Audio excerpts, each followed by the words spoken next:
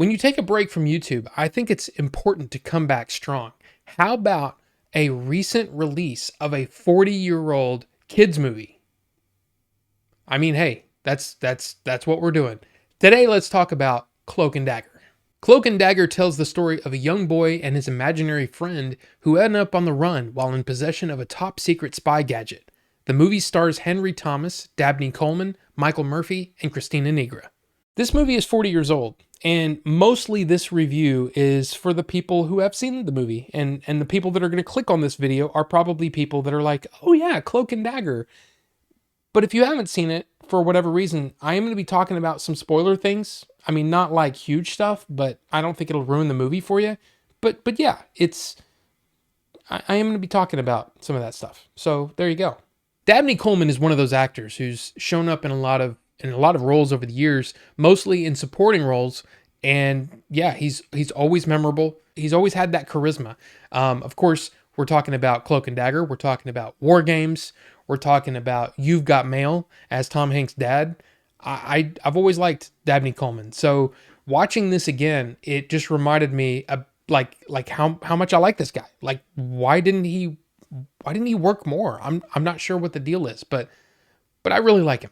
I also thought that it was really interesting that the part played by Dabney Coleman was originally like they wanted Kevin Kline to be in this role. And I mean, if you're talking about 1984, I mean, this is right after The Big Chill, but right before Silverado. So it would have been interesting to see how that dynamic would have been different between Henry Thomas and Kevin Kline. But yeah, we got Dabney Coleman instead. Michael Murphy's another one of those actors that's been in a lot of different roles over the years, but I know Michael Murphy from Cloak and Dagger. You know, I saw this movie when I was young and he just made an impression on me. He looked like a regular guy, but he was very scary. And yeah, I like him in this role, and I think he did a good job because yeah, if Michael Murphy walked up to me, I'd probably be kind of scared of him.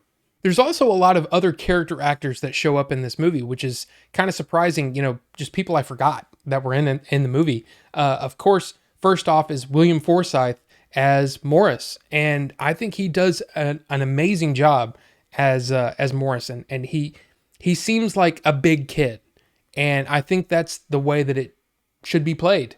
And I always liked him as a character, but man, he just made an impression. So he's one of those actors that's always made me remember him from Cloak and Dagger. But then I learned, oh yeah, he's in Raising Arizona. You know, I mean, and he plays an amazing role alongside John Goodman. And then later on, he's in The Rock. And yeah, I mean, he's just one of those actors who's been around, done a lot of supporting work over the years. A really fun actor.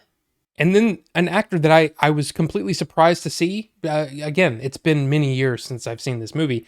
Yeah, Robert Doakey as Lieutenant Fleming. I think he did a fine job with what he was given. But of course, I mean, look, I think the role that most of us know him from is as the police chief in RoboCop. He's one of those actors that really made an impression with a short amount of screen time. And that's Robert Doakey. So yeah, awesome to see him here. And then almost a blink and you'll miss it sort of cameo, really, from Louis Anderson in his first movie role, which was kind of insane to see. I was like, wait, that's Louis Anderson. And yeah, they talk about it in the special features that this was his first role. And yeah, it was kind of the start of his career. Cloak and Dagger only made $9.7 million in its run at theaters. And to give you an idea, 1984 was kind of a crazy year for movies. I mean, Ghostbusters made over $200 million at the box office. So that was a huge success back then. And of course, you know, movies like DC Cab. Anybody remember that movie? Yeah, it made more money in the theater than Cloak and Dagger. So yeah, not exactly a success. But it found success on home video, VHS rentals, and of course, licensing out to like, you know, HBO, Showtime, stuff like that, because that's where I saw it.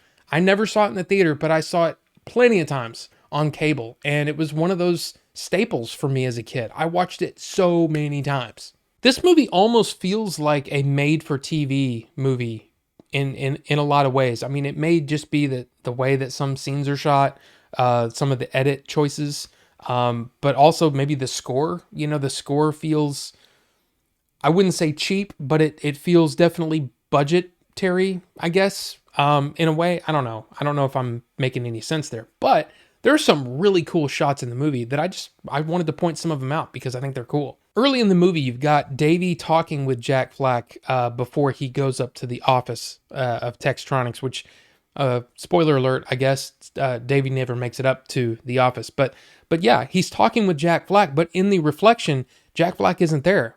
And it's done really, really well. As he runs by Jack Flack's reflection, it's not there, but Dabney Coleman's there. So it's just a cool little touch, a touch of realism, I guess you could say, the way that things are actually perceived. I really like that. I think that's cool. This might just be showing like sort of the nerd in me, but like focus pulling is really tough. It's a tough job. And so when you get shots like this, where Davey is playing with his little play set or whatever on the counter there, and then as Davey's dad comes in, the camera focuses on him, and then it goes right back to Davey. I mean, that's not easy to do. I mean, that wasn't easy to do. It's not easy to do now.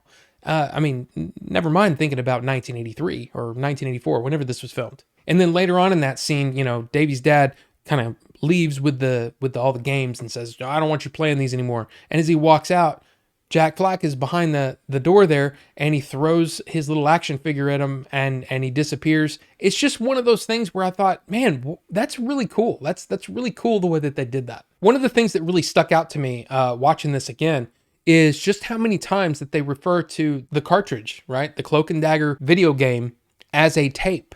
And I just think that's kind of funny. And I'm not sure if that is like an artifact from maybe an earlier version of the script, because I don't know if you knew this, but a lot of video games used to come on tape. Like they looked like little cassettes, and maybe that's what was going on, and maybe that just kind of was left over in the script, but I thought it was funny. I thought it was kind of interesting. One of the other things that I didn't know as a kid for certain, and I didn't know when I found this out, that Atari never made a 5200 version of Cloak and Dagger.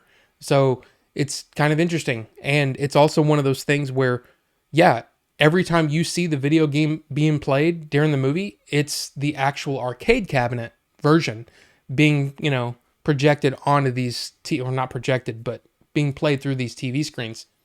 I just thought that was interesting and kind of weird when I found that out. There you go. Now this version of Cloak and Dagger from Vinegar Syndrome, this is kind of the limited edition set with the 4K and all that kind of stuff. It's actually a really cool thing. Oh, by the way, on the back you got Morris and some more artwork there. It's a really cool set, and of course it opens up with a little magnetic flap. You've got this here, your mission: recover the stolen plans, blah blah blah. You've got sort of a mock-up. It's Ultra 4000 instead of Atari 5200, but you've got a little price sticker. It says Vinegar Syndrome. It's kind of neat. And then you pull this up, and inside it says Game Over. And then you've got the movie, and then of course you've got like a little booklet, and in the booklet there's a couple of things in here, some imagery from the movie and stuff like that. Pretty cool. But on the inside, like I said, you've got the movie, the actual movie in 4K, and it looks like this, right?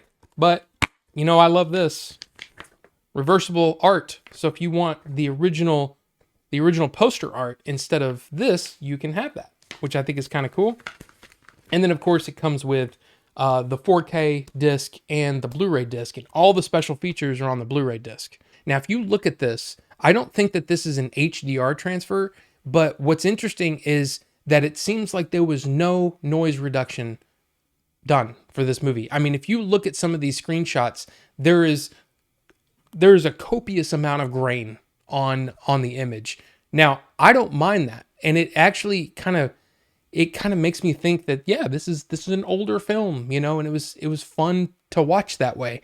But I wonder if people nowadays are like, man, it's so dirty. Why is it so dirty? I don't know.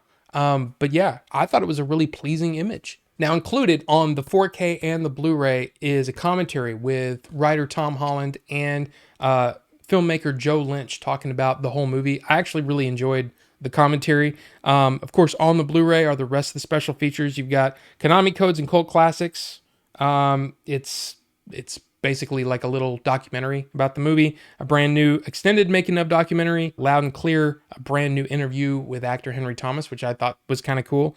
An archival interview with the director, archival Q&A with the director, extensive behind the scenes still gallery, locations featurette, Cloak and Dagger, the Atari 8 arcade game from the Vintage Arcade Gal, which I assume she has a YouTube channel, and TV spots and trailers and all that kind of stuff. It's actually a pretty extensive special edition set. One of the things I really enjoyed during the commentary is when Tom Holland is talking about how he was crafting the story and that his job as a writer was to basically take away safe spaces from Henry Thomas's character. And I thought that was really interesting and a really like yeah, of course, that's exactly what happens. I mean, along the way, he's constantly having to move and having to continue to advance. And it's almost like this it becomes this huge adventure simply because he has nowhere to go and he's constantly having to move. And I think that's really interesting and actually kind of scary to put a kid in that sort of situation,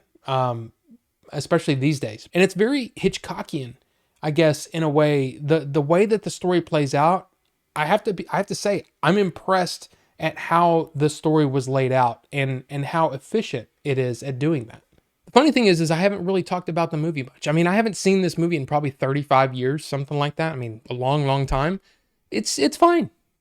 It's fine. I mean, it holds up pretty well, I think. The thing that kept impressing me was how good Henry Thomas was. Like, he was a really good actor and held his own with all of these adult actors. I really enjoyed watching him. Christina Nigra was actually really good too.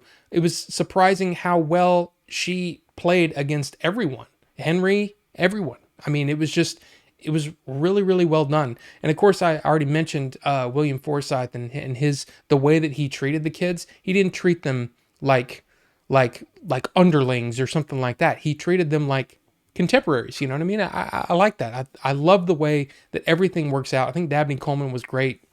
Michael Murphy, again, very menacing.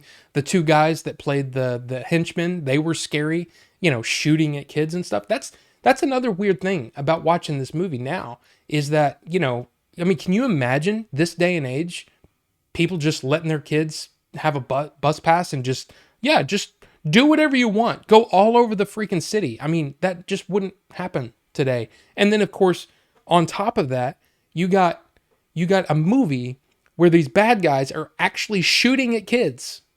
That's not something that would happen. It just wouldn't.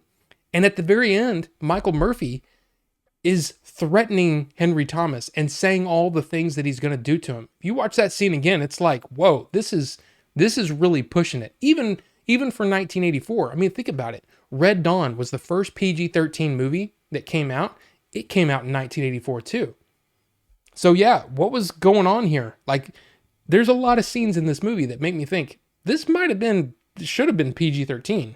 But it might have been too early because it came out early in the year. Just from a movie making standpoint, from a historical standpoint, I don't think the movie is like the best movie, but I really enjoyed it. I really enjoyed watching it again.